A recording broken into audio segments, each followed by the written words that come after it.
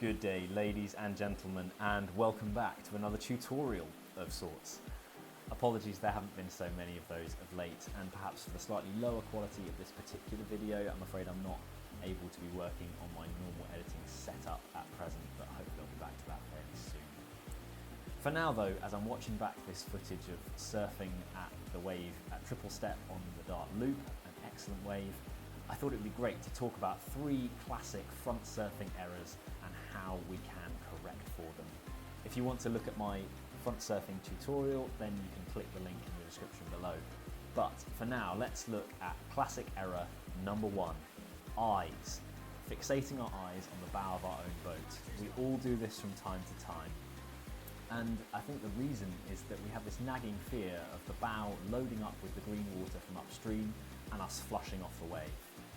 The fix is lifting our eyes to look at the green water that's coming in from upstream, because we can gather that same information of whether our bow is loading up by feel and peripheral vision as we can by staring fixatedly at the bow of our own boat.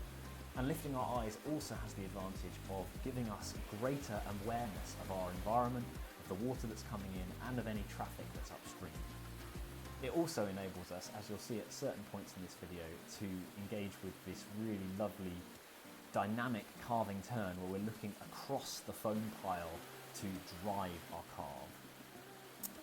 Error number 2, lopsidedness.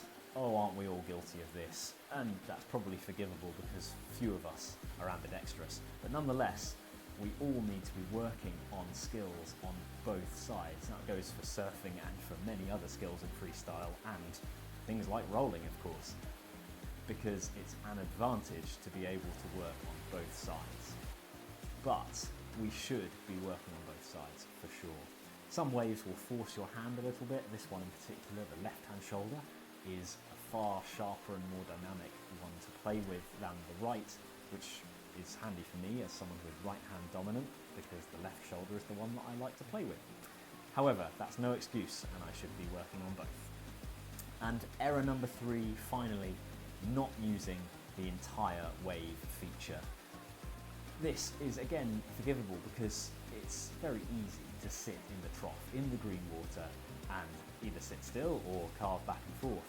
But we will progress so much more as kayakers if we take advantage of the full 3-dimensionality, if that's a word, of the wave. Using those shoulders to carve up onto the foam pile and learning to maneuver in the foam pile itself, whether that's trimming back and forth to stay ahead of the parting line or maneuvering around, using the lack of grab from the water, the looseness of our hull, to our advantage and moving around. Hopefully those have been of benefit to you. If they have, then do all the usual YouTubey things and let me know in the comments below, what are you working on? Which errors are you trying to correct at the moment in your paddling? And I'll look forward to reading some of those. Thank you so much for tuning in, and I'll see you in the next one.